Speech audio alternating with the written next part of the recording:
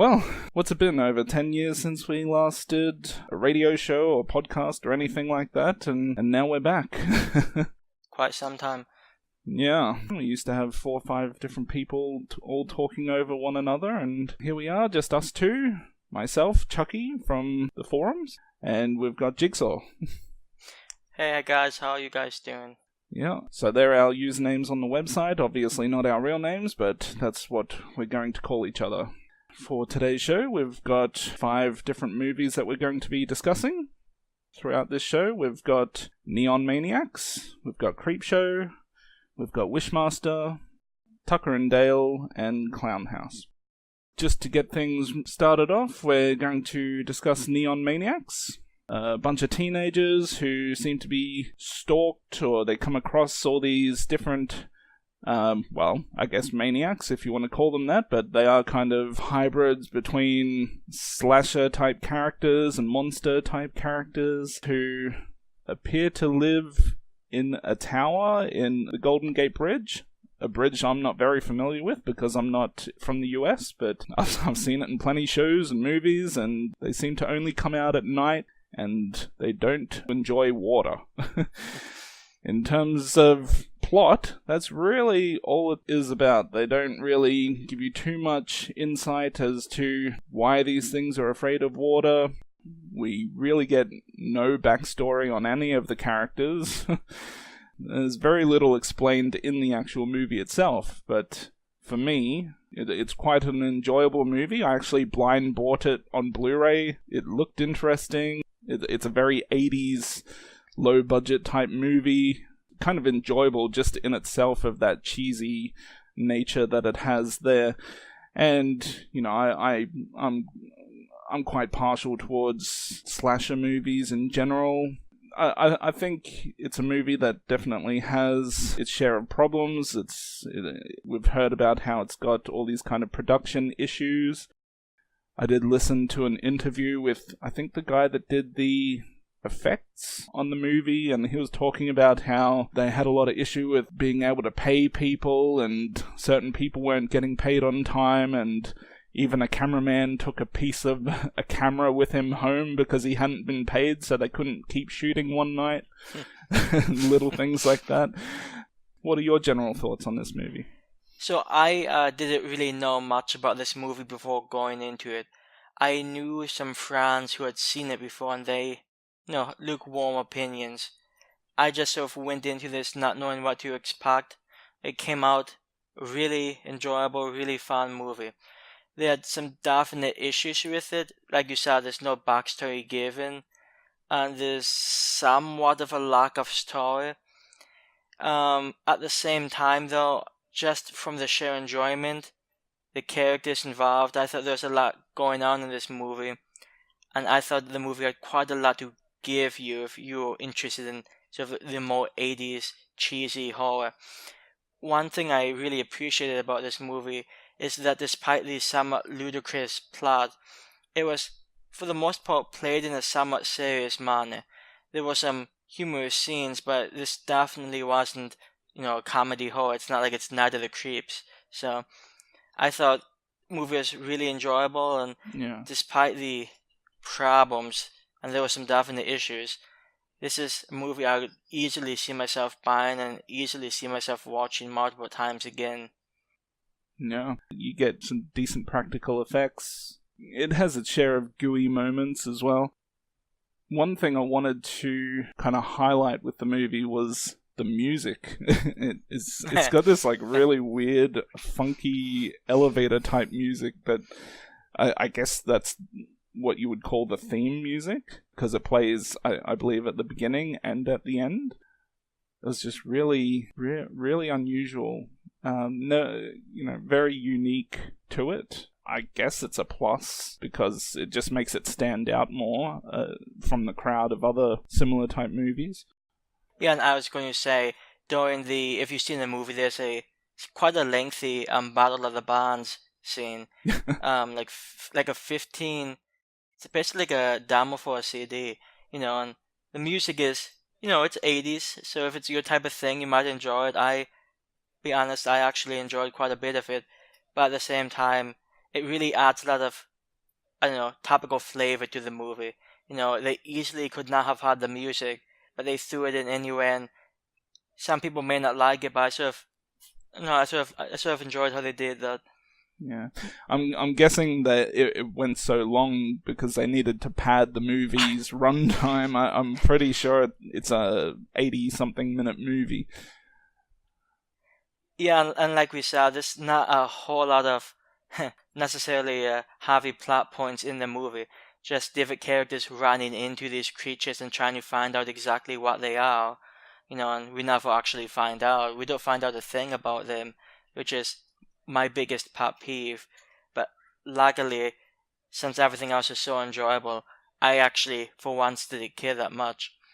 Yeah, and I think because we don't get a whole lot of plot or backstory on the characters, whenever I watch this movie, I always think that this is like a fairly good candidate for a remake. If someone was looking to find something that had some promise and kind of do it all over again, even though it's got, some hardcore fans out there, they're few and far between, so you're not really going to piss off a lot of people by remaking it. Yeah, basically just me, so. Yeah. Well, I mean, it's definitely a fun idea. You've got all these different, the majority of them are like slasher type characters, I guess you could say. There's a few that are kind of more monsterish, but I guess back in the day, if you're in the 80s and you're watching this and you're thinking, geez, what would it be like if we had a movie where you had, Michael Myers from Halloween and Jason from Friday the 13th and all these different characters come together, but they've kind of done this, but with, like, no-name characters. Yeah, it seemed to me that some guy just pulled out a bunch of old action figures. Hey, let's just throw this in the movie, Yeah. It just seemed like a strange mishmash of antagonists. Yeah. And speaking about the Maniacs in the movie, were there any particular ones that stood out to you, or any that you thought were really stupid?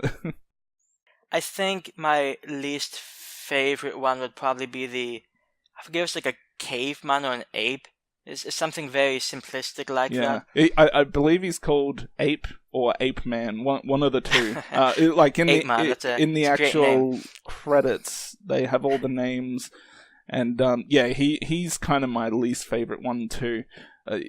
Because it's just visually not that striking, in my opinion. And I also think visually he's the most different from all of them. Like, all the other ones are kind of dark in their own way, and this guy, he doesn't look like he belongs with all the other ones.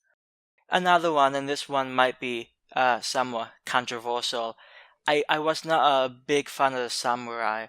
I don't know, it didn't feel... I mean, I'm not sure what they were aiming for, but I just didn't necessarily care much for that design. Oh, really? I think he was actually my favorite. Well, I was going to say, I suspect it's probably a lot of people's favorites. My favorite would probably be the one of the nooses, just because I really liked the just unsuspecting victim getting hung up. I thought that was pretty entertaining.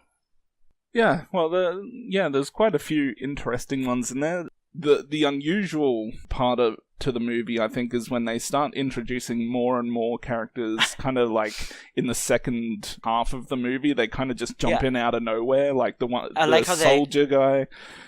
They introduce these characters without really introducing the other ones, so, So they've got a few of the main ones who are just kind of always there throughout the movie. Then they've got a whole bunch that they throw in at the end.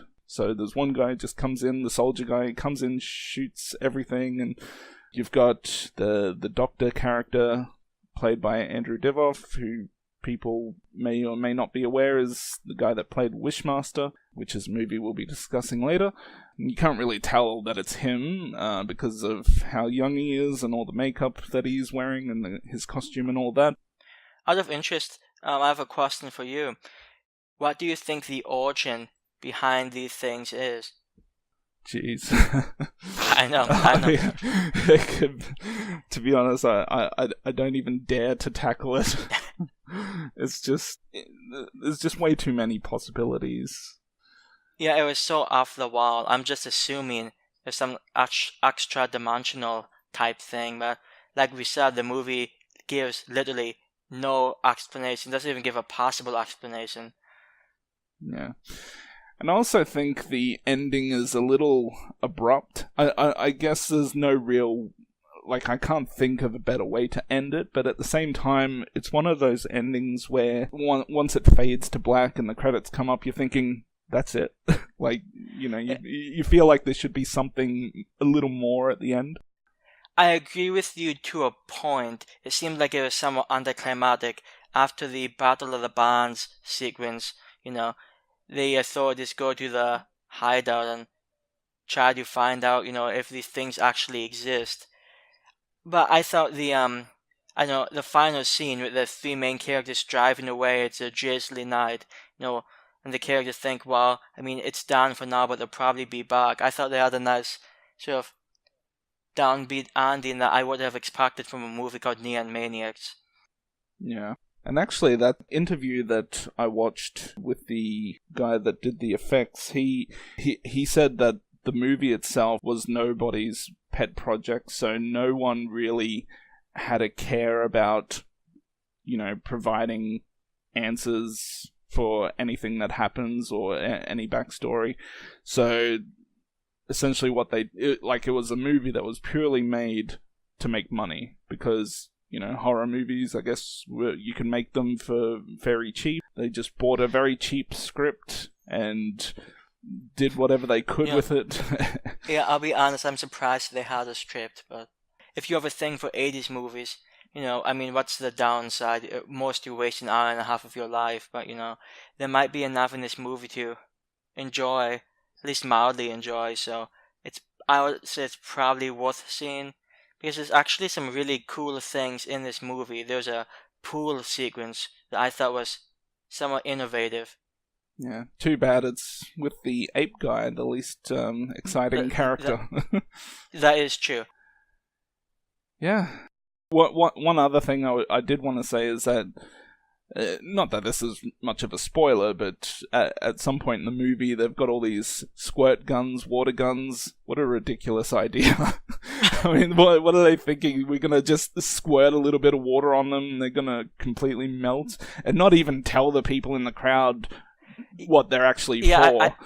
I thought that was, once everything got out of control, these all these people screaming, and it's just like this one guy, hey, use the water guns. Like, nobody's listening to that guy. Yeah.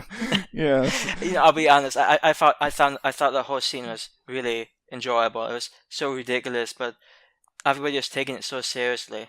Yeah. And my favorite actress is over there using the fire hose just to... she was a badass in this movie. I struggle back and forth to give this an exact rating out of 10, but for now, I'm sticking with a 7 out of 10. I find it to be quite an enjoyable movie, but it's clearly got its flaws, especially with its backstory, which we would have liked to see more on. So I'm going to stick with a 7. I want to give it an 8, but I just can't get there. Yeah, I think I enjoyed this a lot more than I ever would have expected. It was, to me, it was a legitimately enjoyable movie. Once I started it, it's not something that I could just put down. So I give this actually a rather high rating, 8.5 out of 10, or if you would prefer a rounded number, probably around a 9 out of 10. So there are some definite problems with it, but I enjoyed it quite a bit. So next up is the 1982 anthology horror classic Creepshow, which I'm sure if you're a horror fan, you've probably at least heard of, if not seen multiple times or owned on DVD. Being an anthology horror, there's a framing sequence of a boy being reprimanded by his strict father for reading some horror comic books. And the stories in the movie are made out of the stories from the comic book, giving the whole movie sort of a cheesy comic booky feeling, which I think definitely reflects in the movie. And if you've seen the movie, the 5 stories. Probably the most well known probably being The Crate. This one with Stephen King, decent one called Something to Tide You Over, which is more of like a thriller revenge type story. Then there's a cockroach one, so if you're into the more insect horror, that one might appeal to you more. There's a zombie story at the beginning titled Father's Day. I'll be honest, the Stephen King story, I sort of always forget that one because it's not great. Yeah, being an anthology movie, it's a difficult movie to take as a whole because there might be some stories that are really enjoyable and other stories that are, maybe not that great. So it's a very popular movie, but there's some stories in this movie I just really don't care much for. Yeah. Well, I mean, for me, the stories, they're just kind of up and down. I can't remember all the different titles, but I know the first one I kind of liked. Then the second one, which was the one with Stephen King playing the hillbilly dude, that kind of took it down. Then it kind of goes back up again with was it Something to Tide You Over? That was third. Yes, which had Leslie Nielsen in it, by the way, which I thought was a lot of fun. Yeah, the crate one's fine. The other two, was there two more or just one more? The other one would be the cockroach one. Yeah, they creep up on you. I never really cared too much for that one outside of the actual effects, with the cockroaches later on. But in terms of the actual little story, I didn't really care too much about that one. Yeah, I think the problem with that one is it's not much of a story. This is main character who's an absolute asshole, and all of a sudden there are cockroaches out of his penthouse, and that's basically it. Yeah. Well, I mean, for me, I know a lot of people, especially horror fans, they really like Creepshow because they probably grew up watching it. For me, I actually never watched it when I was young, and I just never... I've seen it a couple of times now, but I never really had any urge to watch it. And for me, anthology movies in general, while I don't mind them, I don't think I've ever seen one where I absolutely love it. And maybe that's because short stories, I just, they're so short that I can't really get too involved in what's happening.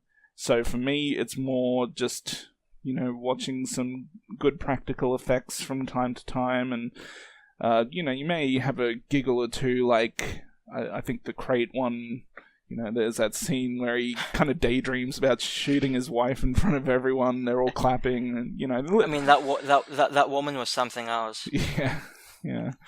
I mean, I guess you could say, I can't remember the name of the actress, but she probably must have done a really good job because you really did want to see her die. Which is probably why that story is one of the more popular ones in the movie. Yeah, short stories, they just... I just can't get into them. They just don't have enough substance, I think, to really immerse myself in whatever is happening. So I was born in the early 90s. I'm definitely not one of the people who saw this in the theaters when it came out. And I'm not sure if I really saw this much when I was a kid. I remember some of the stories, but I'm not sure if I ever sat down and watched the whole thing. At the same time, there's a definite feeling of nostalgic value that I have in watching this. So even though I may not have seen the whole movie when I was younger, every time I see this, there's something about it that just feels a bit special to me on a personal level. And it's not that any of the stories are amazing. I think probably the best stories, or one of my favorite stories, is probably Something to Tide You Over. And then The Crate is also really good, but neither one's an A-plus material. At the same time, I think as a whole, packaged together, especially with the comic book, cut scenes, I think it has a lot going for it. In my opinion, Creepshow is often considered it's a classic movie, and a lot of horror fans have decently strong feelings toward it, and I think it's pretty easy to see why, even if you don't necessarily enjoy each of the stories. If you just take a step back and see the movie as a whole, you can at least appreciate where it's going for. And sometimes it's probably a bit too comic booky, the Stephen King story. Like Chucky had some great special effects, especially toward the end. But it's probably a bit too comedic to be something I would generally like. Overall, though, I would say it's probably an 8.5 from me, because even though some of the stories, such as, Father's Day, or, They Creep Up on You, they might be lacking in substance, even so, I think as a whole, the movie is decently enjoyable. In fact, very enjoyable, since I gave it an 8.5, so that would probably be my rating. Okay.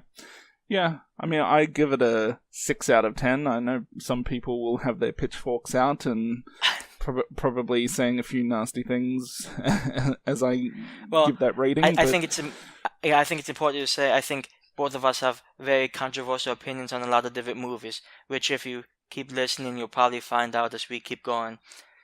Yeah, for me, I mean, a 6 out of 10 is still not a bad score. It's just not a great score.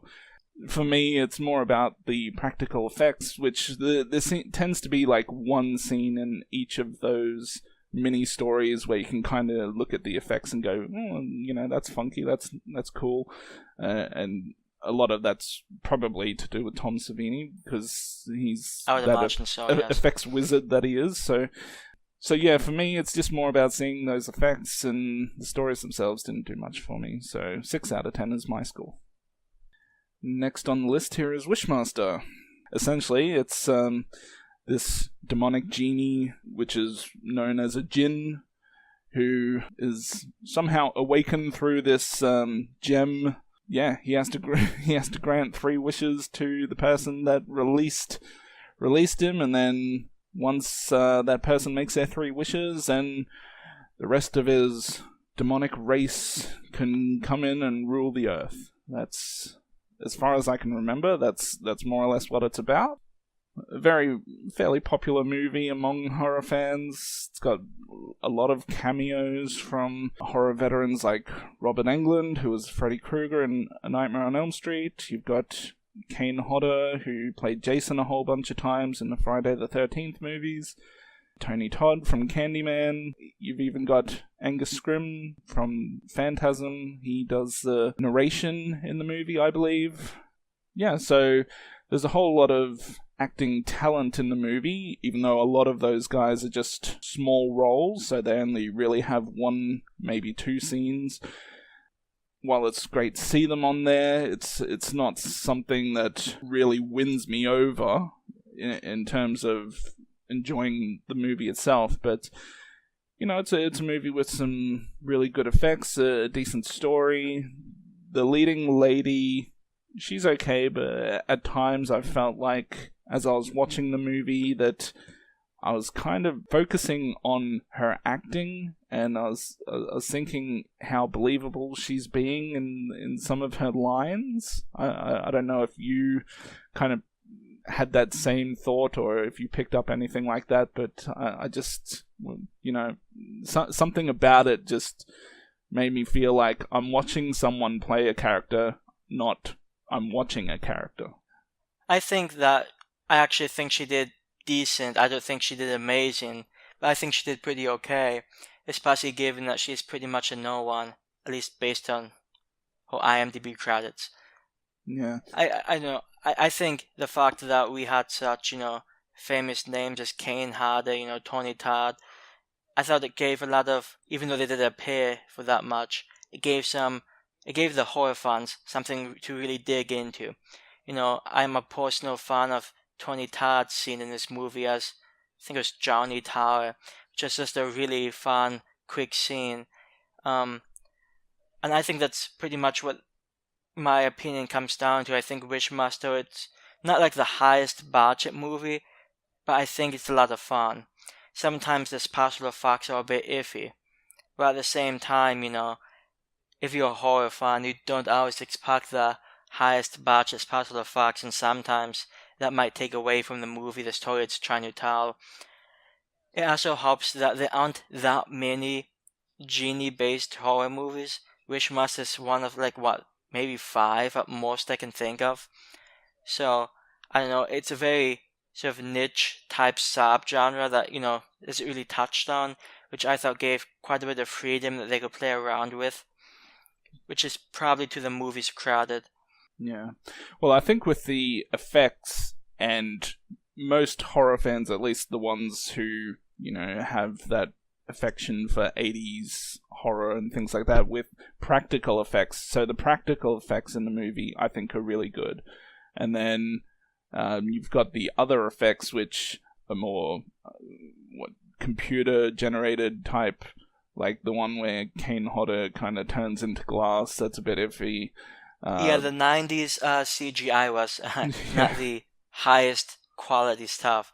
Yeah, all the good ones are the ones where you're seeing like the gorier type stuff, which is more practical. Those are the more enjoyable effect scenes. Yeah, I would say the opening of the movie that takes place in like ancient Mesopotamia or something like that, it shows a kingdom and all these disfigured people and this king wondering how this happened. I always thought that was a great opening to the movie because it shows all these absolutely grotesque people, and all these, there's so many things going on. And I thought that gave a lot of, very good atmosphere to what we were about to see. Yeah, I think another thing with the movie is that the wishes, it's kind of fun to see how the wishes are twisted into some sort of evil outcome. I think also the ending, how they defeat the Jinn at the end, is fairly good. I do know that the further sequels, I think while they try to be more creative, you can kind of look for more plot holes in those movies and those wishes as you go throughout the series. So for me, this movie, the most enjoyable parts are the wishes. You just want to see how each one's going to turn out. And then you've also got the performance from Andrew Divoff, who plays the evil genie. He's got that evil voice down, and he's just kind of a pleasure to watch as an actual character in the movie. Yeah, to me, and this, might displease some people, I thought he was a bit over the top at times, probably needlessly over the top, which is probably what he was going for, but at the same time, it's not really what I was necessarily looking for. I mean, if you're trapped in like a crystal for like 8,000 years, I don't think you're going to be making jokes as soon as you get out. Well, I guess it depends on your personality. Maybe he's just happy to finally be free. Yeah, I'm not sure. I thought his was a decent performance. I'm not over the top about the actor, in my personal opinion. Yeah. Now, out of interest, Chucky, is this a movie that you grew up with? I'm just trying to think back of when I first watched it. I believe I first saw it when I was in high school, which would have been late 90s.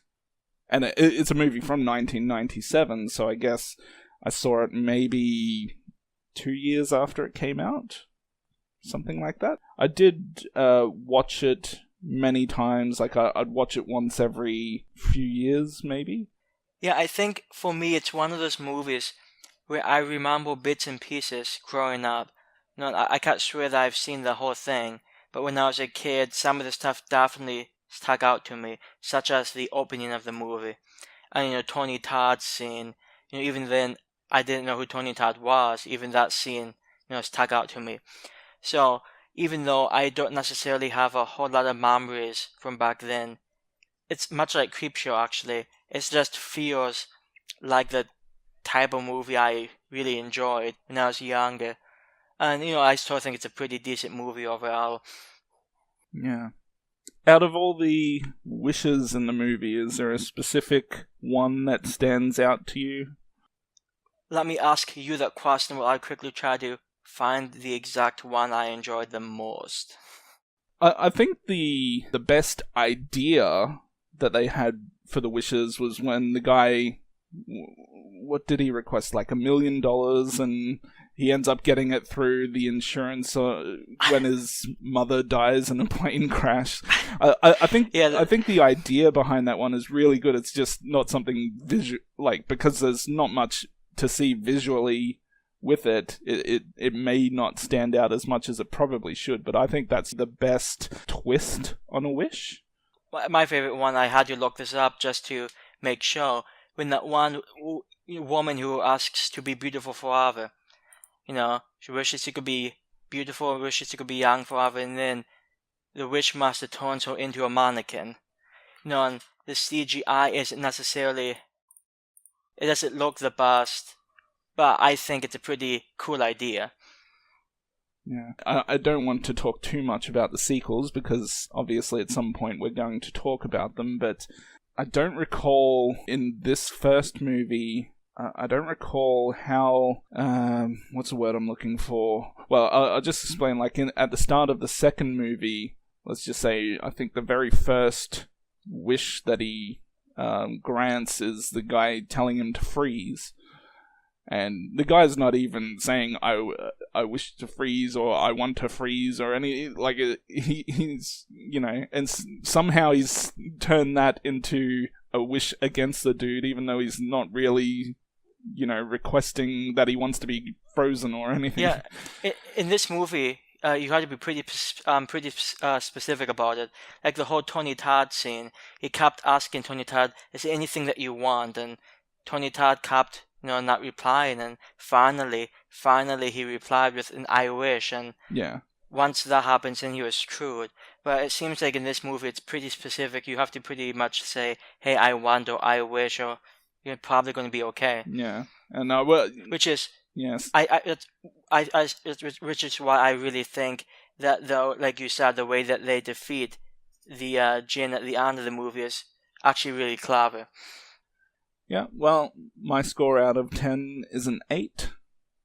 So it's a movie that I do revisit every few years just because it is quite a fun movie just to see, the evil performance of the genie and the silly wishes and having them turned around and just seeing those cameos here and there, which are always kind of fun to see but don't really change whether I enjoyed the movie or not as a whole. And much like Chucky, I am also giving the movie an 8 out of 10. I think if you're a horror fan, I think it's a pretty enjoyable movie, even though the quality may not necessarily be top-notch. I think going into this one, looking at the practical special effects, you're going to get quite a bit out of this. And I suspect the sequels probably aren't nearly as memorable as this one is. But if you just stick to at least watching one of them, I would definitely recommend you watch Wishmaster if it's a movie that you've passed over in the past. Because it's sometimes a bit ridiculous, but at the same time, I think it's probably a lot more serious than what you might think at first if you're just hearing about this movie. So I definitely think it's an 8 out of 10. It's an enjoyable movie, and it's one that I would definitely recommend. Next, we have the other classic, Taco and Dale vs. Evil. Wait. And classic? Well, it has gotten quite a lot of critical acclaim. It was quite popular when it came out. Classic might be a bit strong, but it's definitely one of those movies that at least I've seen a lot of love for on the internet. And I know there's, even now, 9 years later, there's still quite a few people who would like to see a sequel to this. So, I mean, even if it's not necessarily your type of movie, it's a lot of people seem to enjoy it. Plot's simple, but at the same time, it's a little more complex. There's a group of college kids who are going to, I'm not sure, someplace down south, sort of like a deliverance type thing. And they run into these two hillbillies. The two hillbillies are pretty decent guys, but through a series of misadventures and misunderstandings, these college kids begin thinking that these hillbillies are a bunch of, two serial killers. So that's where the comedy comes in. These hillbillies are pretty nice guys, and by the way, just realized that some people might consider hillbilly an offensive word, and I certainly don't mean it that way. So, these two individuals are nice guys, and these college kids think they're crazy killers. So that's where the comedy comes from, and that's pretty much what most of the movie is. The college kids they're pretty much interchangeable throughout the movie. I think the names are probably given, but nobody remembers any of them. And a lot of it comes down to whether or not you like Taco and Deo's, the two hillbillies, if you like the characters. I definitely enjoyed the aspect of how all these people are just accidentally dying around these guys. That's a part of the movie that really works quite well for me. Yeah, I'll be honest. I've seen it like 3 times, and I still find it, no matter how many times I see it, it's still a movie I find deeply enjoyable. Like how ludicrous some of these are. Like the whole war chip is scene. The guy's just trying to help him out, and it looks like he's pushing him in. Yeah. Like that always cracks me up. Yeah, running through the forest with the chainsaw while he's to avoid all the bees or whatever they were, and the scene where they're digging that hole and they think they're making her dig her own grave, and all those things. They're quite clever and humorous, and those are the things that I enjoy about the movie. But the only thing is that only seems to make up like a third of the movie, and then the rest of the movie, it kind of takes another turn. It's got a bit of a twist where something else happens with one of these characters, and it gets a little crazy, and even though crazy's good, it goes away from the thing that I was enjoying onto something else that wasn't as enjoyable as it moved along. Yeah, I'll say that conclusion probably wasn't anywhere near as good as, like, let's say the first third of the movie, maybe first half of the movie. I mean, it was totally okay, but it felt a lot more, I don't know, generic derivative of, let's say like something like Wrong Turn or something, It just went down a route that I'm pretty sure we all expected past a certain point. I will say I thought the special effects were pretty decent, and I thought I'm a big slasher fan, I'm a big fan of gory movies, and I thought this had a lot of decent bloody scenes in it. Yeah, no, it definitely has its moments. Overall, I just didn't think it worked as well as it could have. I don't know how you would expand upon the parts that were working well into a full feature length, but I'm sure it was possible. Yeah, I was going to say some of the things that you like might be better suited for like a shorter movie. Overall, not a bad movie, just a movie that kind of fell short for me in terms of being something that I'd like to revisit every now and then. For me, I would give the movie a 6 out of 10. Yeah, out of interest, if I may ask, you gave a Creepshow a 6 out of 10, also, right? Yeah. Which of these two do you find more enjoyable? I think Creepshow's probably got a little more replayability. It's just got that 80s horror nostalgia feel to it, where you can kind of just enjoy it because of its time period. So for me, I can go back and I can look at some of these effects, and because they're short stories, I think with Creepshow, you don't have to watch the whole thing in one go. Yeah, I think I'm probably, I don't know, as you can tell from my introduction to Taco and Dare vs. Evil, I'm probably a bit more biased than, you might expect. I'm not a big fan of comedy horror movies. I enjoy quite a few, but generally speaking, I sort of like my comedy and my horror not that intermixed. At the same time, I thought Taco and Dale went a very interesting, somewhat intellectual way about it. Despite it being overly ridiculous at times, it was a really silly movie during some of the scenes. I thought the way that there was, miscommunication between the two, and they could never get over, the preppy college kids versus the, lower class hillbillies. I thought it was a very interesting sort of a social commentary almost. And, I like I said, I enjoyed the gory scenes, I enjoyed a lot of the comedy.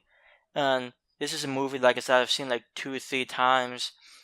And it's one that I would probably give, around an 8 out of 10.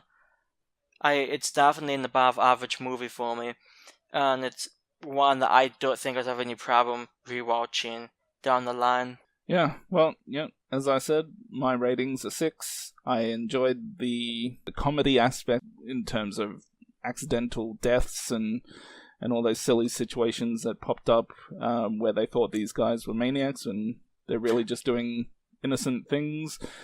Yeah, that reminds me, the whole how the whole thing starts, the whole like scene with the boards. I just thought that was another over the top, amusing scene. Moving on to a fairly controversial movie, Clownhouse, from the late 80s. And the controversial part, we all know, is that the director, Victor Salva, he diddled one of the kids during the movie.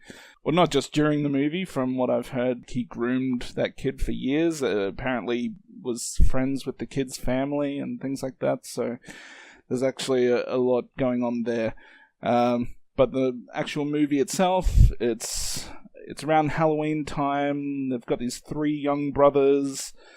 They're all alone in this big house, and their parents have gone away. I can't remember why, but they've gone away. And they end up going to a carnival that was in town that night, and one of the kids is deathly afraid of clowns, and lo and behold, a whole bunch of mental patients escape, and then, they kill these clowns, and then pretend to be these clowns for the remainder of the movie, and just terrorize the kids at home. That's pretty much the story. There's not a whole lot to it. I'll just say it's a very, very simple plot. I mean, I like clown movies in general. As people may or may not be aware, the original It movie, or if you want to call it a mini-series, whatever, but that original It movie, that's one of my all-time favorite movies, so... And the remake. I'll watch almost anything that's got some sort of sinister clown in it. Whether I enjoy it or not is a different story, but in this one, there's 3 different clowns. The main one, the very tall guy, whose clown name is Chizo, he's really the only one that kind of stands out. He's the main one, and I guess it's that combination of height and the makeup that he's wearing. He's the only one that kind of comes off as interesting or frightening. The others, they just jump around, look a little silly as they try and chase some kids. So, but, it still works for me because I do enjoy slasher films, and even though there's not a whole lot of violence in this film, it still plays out like a slasher film. It just seems to work as a slasher film without the use of violence, without the use of much blood. Well, I think Halloween, the original Halloween, that's a pretty good example of a way you can build a lot of suspense without using much in the way of special effects or blood. Now, Clownhouse is not nearly as good as Halloween, but I do think Clownhouse has a lot going for it. I think it's a legitimately creepy movie, even disregarding everything about the director and what the director did. Disregarding that, I think it's a creepy movie. There's a scene with the clowns, the escaped mental patients, are chasing one of the kids through the wards, and it's entirely possible, at least in the movie, the kid doesn't even know he's being chased because he's chasing after his older brother, and there's just a creepy vibe. Anytime the clowns were there, it's just a creepy vibe. They had some great mannerisms. Even though none of them really stood out, I thought they worked really well with each other. And there's just, anytime they're on screen, there's just a creepy time. Well, I guess I should elaborate a little bit, because you brought up Halloween, how it doesn't show a whole lot of blood, and I'd say Halloween's still more violent than Clownhouse is, because a lot more people actually die in Halloween. Whereas in Clownhouse, there's maybe... it's mostly an off-screen death scene with the clowns at the start, and the rest of the film is them just chasing kids. Yeah, and I think it's impressive, because like you said, there's very little in the way of actual violence in this movie, and it's impressive that they have such a, at least to me, I was consistently creeped out by a lot of scenes in this movie. One of the scenes near the beginning, at the circus, when one of the clowns is like pointing at one of the kids. Now at the time, it's not even one of the maniacs; it's just a normal clown. But even that scene was like, somewhat, sort of made me uneasy. Yeah. There is also one shot towards the end of the movie where they have this slow motion shot of the little clown doll kind of falling and hitting the coffee table. I don't know, for some reason that just stood out to me. I kind of like the way they shot that little brief moment, but I think it was before some sort of attack towards the end. One thing I really liked about this was the relationship between the three brothers.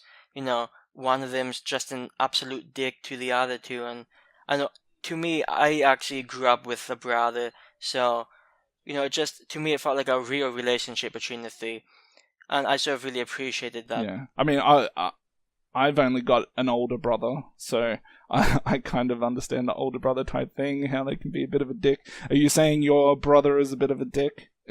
No. I'm just saying I sort of appreciate how the relationship, to me, it felt pretty real. All that bickering back and forth. That juvenile. Oh, you're scaring me, or you can't scare me. I know you're going to jump out. It's juvenile, but that's what a lot of kids do. So I don't know. I just really appreciated, the kid actors. I thought all of them did pretty okay.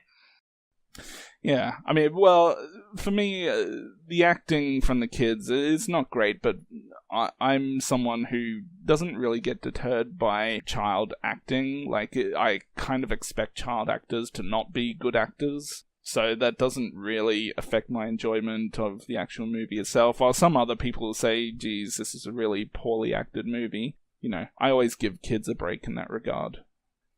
Yeah, I don't know what you expect from a movie basically featuring three teenage... Well, I mean, only one of them's a teenager, the other two are pretty young, And I guess with the whole controversy, the director being pedophile, that type of thing, it always tends to make waves as soon as he's releasing some sort of new movie, or especially like when Jeepers Creepers 3 was being made and being released. It just kept coming up and up and up, whether you're on Facebook and all the movie groups there, or if you're on other horror websites or whatever it is, everyone's talking about it and they all have their opinions about it.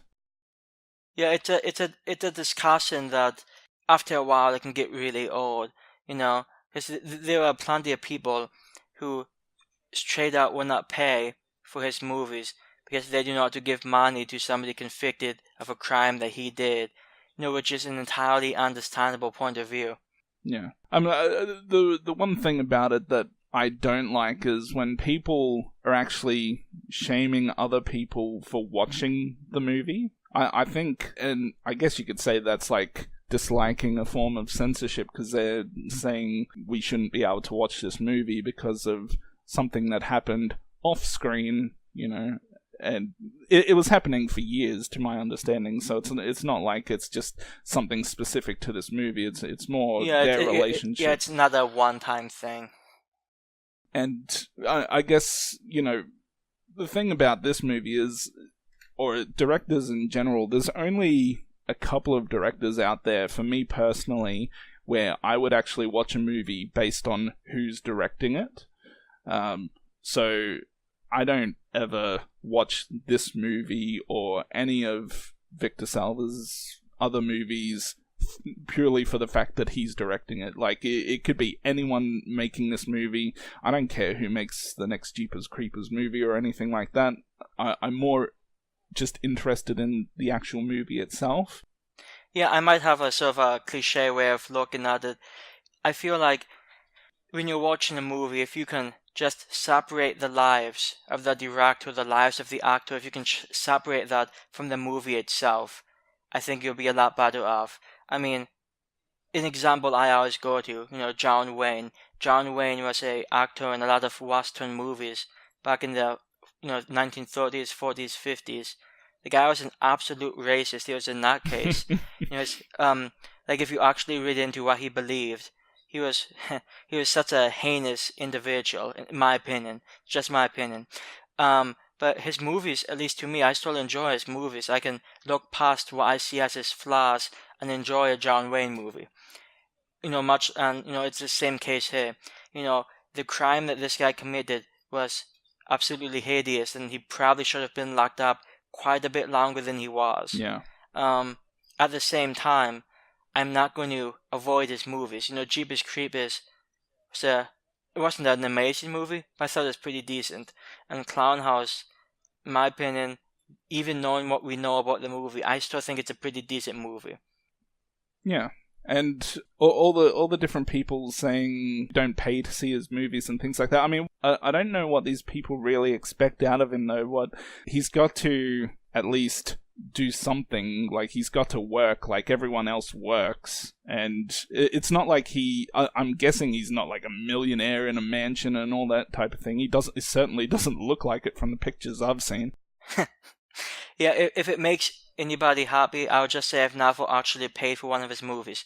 Just use streaming sites. But, I've never actually paid for his movies, so if you don't necessarily agree with my point of view, just know that I've not supported the guy, technically speaking.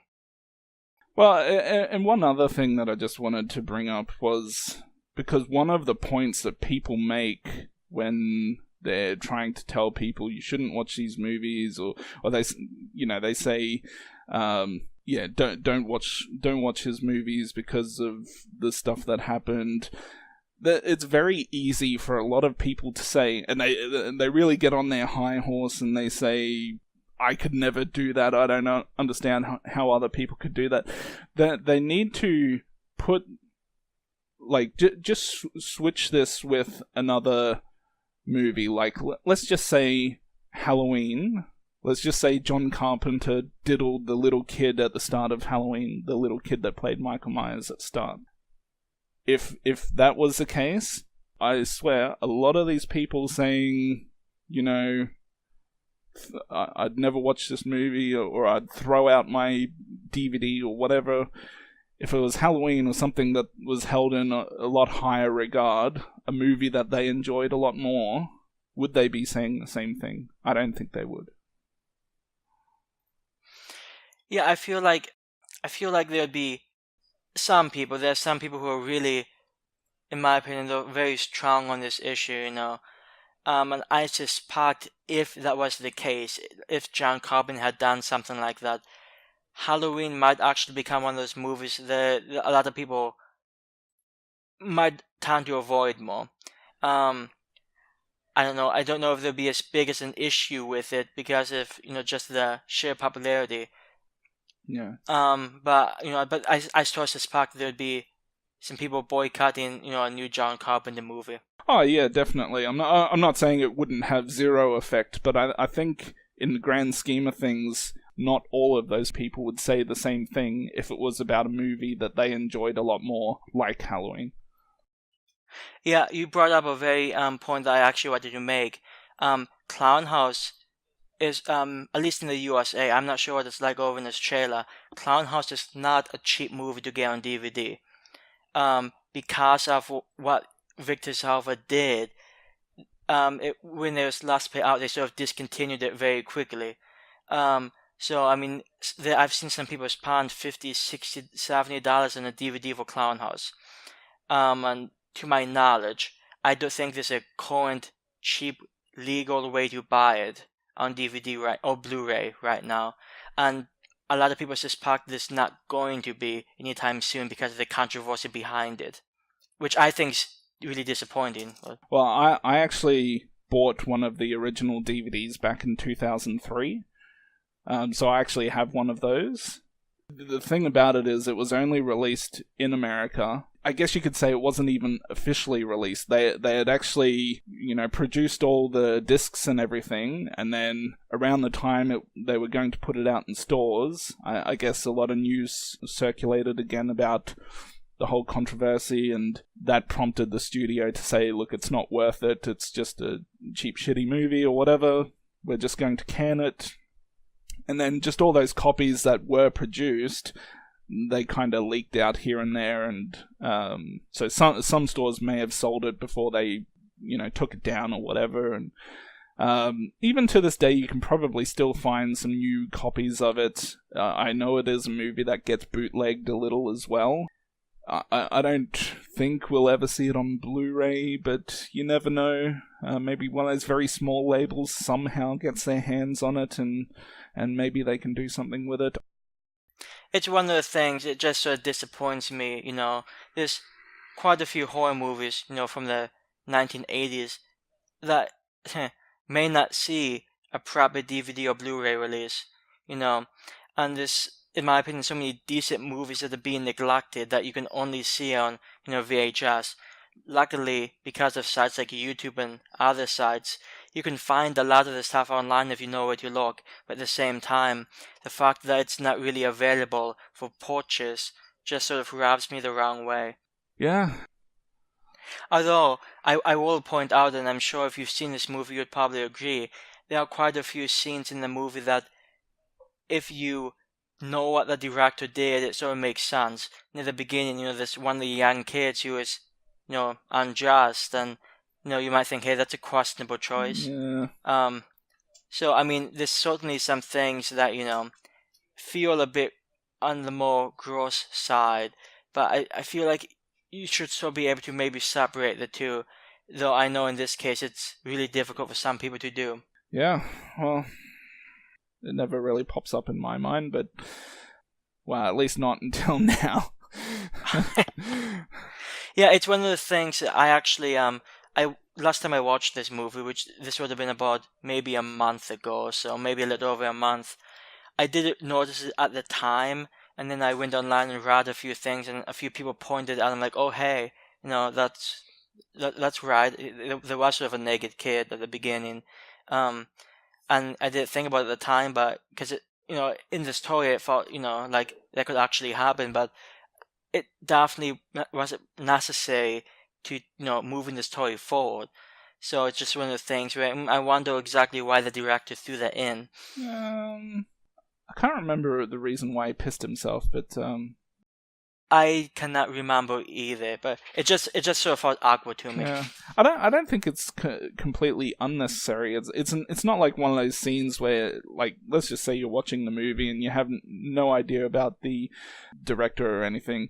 You're kind of watching that scene, you're like, ugh, but you're not really saying, like, why was that even in the movie? I mean, you kind of understand it because they're trying to establish that he has some sort of fear or whatever, and that's why he's wetting the bed, and so there is kind of a point to it. Did they need to go so far as to show him, like, dropping his drawers or anything? I don't know, but it's actually worth noting at this point that if you happen to disagree with either of us, please let us know, because this is something that I think is not only is it an interesting discussion, I think it's a somewhat important discussion, especially given all the news coming out of all these different directors doing all these potentially iffy things with people they're working with. So this is the type of thing that's not going to disappear. With how poorly Jeepers Creepers 3 was, not just as a movie, but it seemed to not be very successful. It was meant to be shown in a lot of theaters. It ended up being like one night only in some place, and that was it. Yeah, I'll be honest, I was one of those people who was very angry about that. I think it should have been given a much wider release. No, actually, I've not actually seen the third Jeepers Creepers yet, but I have heard pretty mixed things about it. Well, I can just tell you it's pretty disappointing. I mean, after a while, like, 15-year wait, like, I mean, I can't imagine it being amazing. No, I mean, yeah, there's a lot of problems with it, but that's a discussion for another day. Yeah, so getting back to Clownhouse, I guess, anything else that came to mind when watching this movie? No, I think I've kind of cut. We've probably spent more time on this movie than any of the others. So yeah, and about like 60% of the time we're talking about Victor Salva. So. Which at the same time, I like I said, I think it's an important discussion. But like I said before, I think Clownhouse is a legitimately enjoyable movie. There's not much in the way of plot, but I think there's some really creepy scenes here. When they're playing around with the hanging dummy, for instance, just some creepy scenes, and I thought it was definitely a movie that I think would be a pretty good movie to watch, like late at night in the dark, Yeah. Just a very atmospheric, decent movie. Yeah. For me personally, It's a movie that I've not entirely grown up watching, but I did watch it many times throughout my teenage years, and I'm in my mid-30s now, so it's something I've definitely got some appreciation for its time period, so I give it an 8 out of 10. I'm really fond of clowns and horror movies, and I like I said earlier, it's like a slasher film with very few deaths and very little violence, and somehow it still works, and I have to commend it for that. Yeah, I think, I'm not sure, it's a mixture between the, in my opinion, decent performances from the kids, and the really creepy vibe through a lot of the movie. You know, the movie takes place basically all in one night when these maniacs are following these kids, home, and they just crew with them for, most of the night. In fact, the kids don't even know they're being screwed with until like an hour and 5 minutes into the movie. It's like pretty late. But because of that, it just has a lot of creepy things to it. And much like you, I'll probably give it an 8 out of 10. I think it's an enjoyable movie.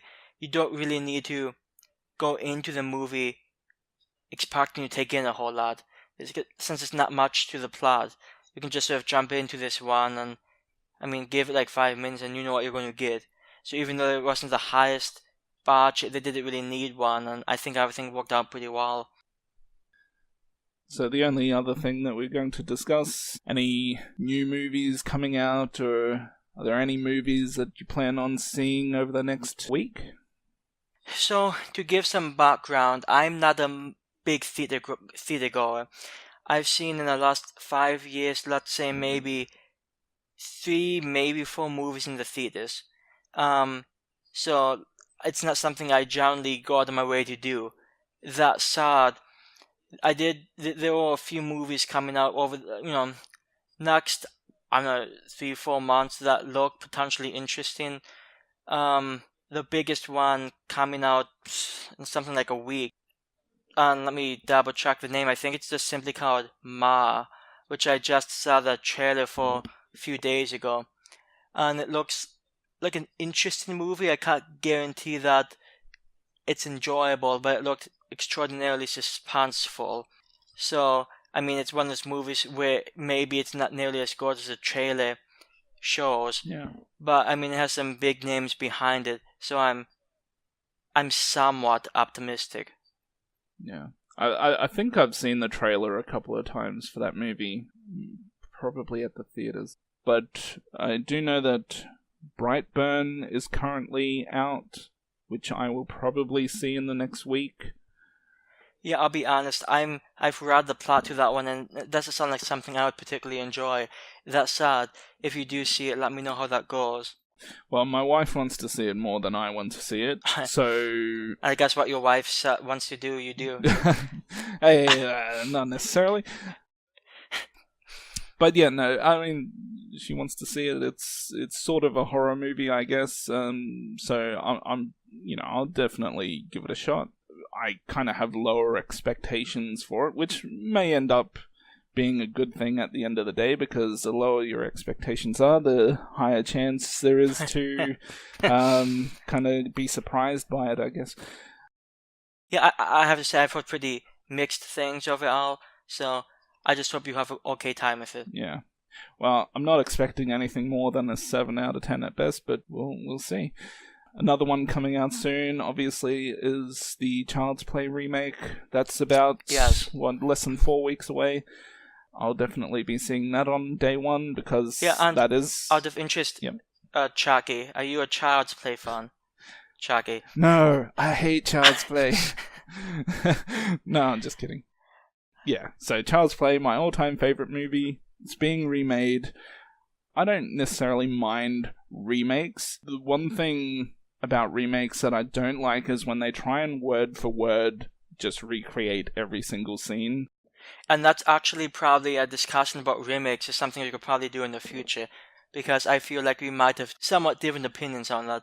So, in a way, like this new Child's Play movie, it's I can see myself potentially still enjoying it despite the original movie being my all-time favorite movie, purely because, they've changed so much of the story, and it's no longer a serial killer possessed through voodoo and things like that. Yeah, last time I saw the trailer, I had sort of mixed feelings. I thought it looked like a pretty decent movie, but at the same time they threw in some things I wasn't too sure about.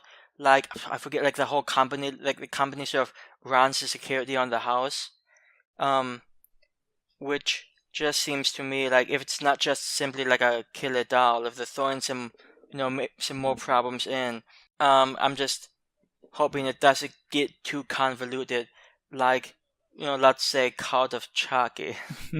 Every time I see a trailer for it, I see one trailer that makes it look like, this actually might be pretty decent. And then I see another trailer that kind of goes, and then they bring out another one. Oh yeah, that looks okay, So yeah, I think it's safe to say that Child's Play is probably one of the most anticipated horror movies coming out in the short time period.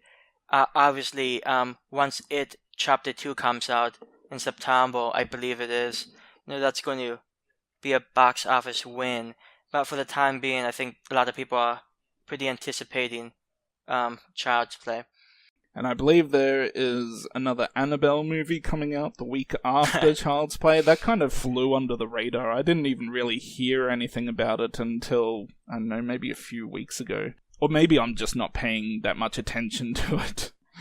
I've never seen Annabelle. I think, is that a spin-off of The Conjuring? Yeah, it's in the whole Conjuring universe. Yeah, so I'm expecting that's probably not going to do that well. I didn't really know about it until like just a few minutes ago. I've never seen an Annabelle movie. I've only seen The Conjuring once, and I wasn't a big fan. I feel like when they drag out some of these spin-offs, or even the main series, it just loses its potency. I mean, if you look at Insidious, some of the Insidious movies, past the third one might be okay, but I mean, I feel like they lose quite a bit of what the original movie was going for. I mean, and this comes from a guy whose name is Jigsaw, so believe me, I know what happens when the series is way too expanded. Well, I think it's kind of becoming a victim of its own formula. Like they all kind of play out more or less in a similar way. They all kind of feel the same. Whether it's an Annabelle movie or they've got that new one. What was it? The Curse of La Llorona? Or yes. Which is actually called The Curse of the Weeping Woman in Australia. Oh, really? Can you Australians not speak Spanish? Well, I think the reason why they changed the title here is because the mythology behind it really only is significant to is it Mexicans? I don't know where it is, but I believe so. Yes. Yeah. So it's coming from a white guy from Indiana, by the way. So if I'm wrong, please don't crucify me. For people in the US, the actual name La Llorona, or what I can't even say it, but they're probably more familiar with that name than people from other countries would be. So I think that's why they changed the title. And I'm guessing that based on what you said, you probably have not seen that one. No, I go to the theater a lot. Yeah. I'll normally see at least one movie each month, and if there's nothing currently out that I'm really dying to see, then I'll kind of shift over to something that I'll give it a chance. And that's one of those movies where I'd probably give it a chance, but I'm not really expecting anything more than maybe a 6 or a 7 out of 10. Yeah, I suspect I'll probably see it once it comes out on Sci-Fi. Yeah. But aside from that, so we've got Brightburn currently out, we've got Child's Play coming up, we've got Annabelle 3 coming up, and then a lot further down the line, we've got the second It movie. I think they're the main ones that stand out at this point. And there is actually one more, which is that movie I mentioned to you, by the director of Hereditary, Midsommar, which is, at least in the US, it looks like it's supposed to be released July the 3rd, which is a movie I know that you're not particularly interested in. And I'll let you expand more on that. Personally, I'm quite curious about it. It looks like it has a Wicker Man vibe, and if it's done in a decent way, I think it could be a pretty, not necessarily a new age classic, but I think it could be at least give us sort of a breath of fresh air into the horror genre. And it's not necessarily that I'm not interested in it. Based on the trailers and everything, I just don't see it being as good as Hereditary. And I did watch Hereditary just a few weeks ago. Again, I did originally see it in the theaters, and I mean that's a good movie. So I just don't see it being on par with that movie. Just based on everything I've seen so far in the trailers. Yeah, I suspect Hereditary is one of those movies that a lot of people really like. I did not love the movie. I thought it was okay, but I didn't think it was anything amazing. I don't think it would make my top 10 list in the last even 3 years. So I suspect for some people it's going to be really hard to, compare Hereditary to Midsummer. Much like how Get Out and Us, a lot of people like Get Out a lot more than they liked Us. Us was hyped. It was hyped like hell over here. So, I'm hoping Midsummer comes out okay. I'm hoping Midsummer comes out okay. But, if it doesn't, at least it's hopefully not too much of a waste of time. Yeah. Well, aside from movies that are in the theaters, are there any movies that you've got lined up, whether they're new or old, that you're planning on watching over the next week? That is a good question. So right now, for people who don't know me, which I suspect is most people, I am somewhat OCD when it comes to watching movies. I have lists upon lists upon lists of movies I want to watch and how I want to watch them and the order in which I want to watch them.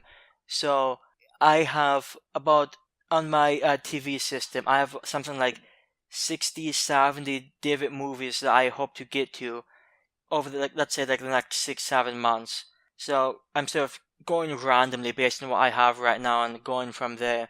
I don't have any specific movies lined up, but over the course of the next week, I'm sure I'm going to see at least 5-6 new movies. Yeah. Sort of a disappointing answer, but yeah, I'm a disappointing guy, so it's okay. Yeah.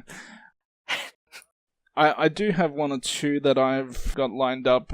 I've recently, I'm not sure how familiar you are with these, but in Australia we've got these Blu-ray releases. They're called Drive-In Delirium. It's essentially like 6 to 7 hours worth of trailers that they've restored in HD for like all these old movies going back maybe to the 50s and 60s. And obviously there's a lot of 70s and 80s in there as well. So I haven't completely finished watching all the trailers on this newest release that I've got, but I have gone through it, and you still pick up on a lot of movies that flew over your head. And so one movie that I will be watching this weekend is Extro. Okay. I don't know if you've seen it. I've not seen it, but I know about it. Yeah, but the trailer for it made it look really crazy, like crazy good with effects and that type of thing. It is one of those movies that every now and then I see people talking about it, and I've just never really been in the mood to watch it, but after seeing the trailer, it's kind of hyped me up a little bit more to watch it. I did recently watch a movie called Cardiac Arrest, which I'll do a review for hopefully soon. Are you talking about the 1980 movie? I believe that was the year, yep. Very dull movie. I've not seen it, but I have heard much the same thing. I still really want to see it, but, I'm not expecting much. Maybe that's something we'll discuss at another time. I still got a number of movies that I have recently seen over the past month that I need to do a review for, but I'm just a bit lazy with it. I actually had a question for you, if you have a second. Okay. I recently saw a movie. It's an Australian movie, which is why I thought I might ask you. I have no idea if it's a big movie over there. It's by the name of Frenchman's Farm from 1987. Sort of almost like a time travel type movie. I'm wondering if you've heard anything about it, or if it's like anything that people over there know about. It does not ring a bell. Okay. I'm just looking at the poster for it right now. It just does not look familiar, so I'm kind of surprised. I've never really heard of it. Yeah, so I watched it because I've known about it for 3-4 years. Right now on IMDb it's not listed as a horror movie, but for a long time it's been listed as a horror movie. And I was speaking about it on Twitter, and a lot of people on Twitter was like, "Hey, what the hell is this? I've never heard about this." And I got quite a few people asking about it. Yeah. So it's just one of those movies that seems a little more on the obscure side that I thought might be worth asking about. If you ever happen to see it, just let me know. The reviews that I'm looking for it don't look that great. You've not seen my review yet though, so I would hold off on that.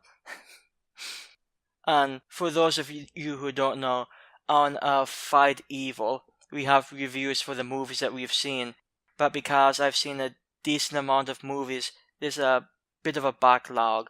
So it takes about, I watch a movie and then I don't get a review up for something like 4 or 5 months. So there's always I have something like 150 reviews that I haven't even made pages for yet. It's one of the things that will happen in the future. So there's always content on Fight Evil. Yeah, we've always got reviews up, new reviews every week. Take a look at that homepage for the new reviews. Check out the forums. You can discuss them all. You can rate them yourself. We're still adding new features to the website, and over time, I think there's going to be a lot of statistics and analytical data that you can use from your own ratings. Yeah, and actually, if I may add something to that, Fight Evil, if you're like a horror fan and you're on the fence, any type of horror fan is welcome. If you mainly watch newer horror movies, that's great. If I watch a lot of movies that a lot of horror fans might not watch, movies from the 1920s and 30s, 50s, So if you're into more classic horror movies, there's definitely people on the side who can, talk to you guys about that. So any type of horror fan, this site would probably be okay for you. And even beyond horror, we still cover action and sci-fi and all those things, so... Or Chucky does. Yeah, well... The website itself, even though it's mainly horror, it still deals with pretty much any genre where it's dark, violent, or scary. Yeah, so I would definitely say do not be afraid to check the site out. It's like Chucky said, there's a decent amount of content. We are always updating. There's new things happening. So I feel like there's a lot that we could offer you. Yeah. Anyways, I think we've discussed everything that we had for today. Well, it has been nice talking with you, Chucky. Enjoyed your opinions. And actually, I think we mostly agreed on a lot of these movies. I think Creepshow might have been the biggest disagreement, so I am interested to see what the future brings.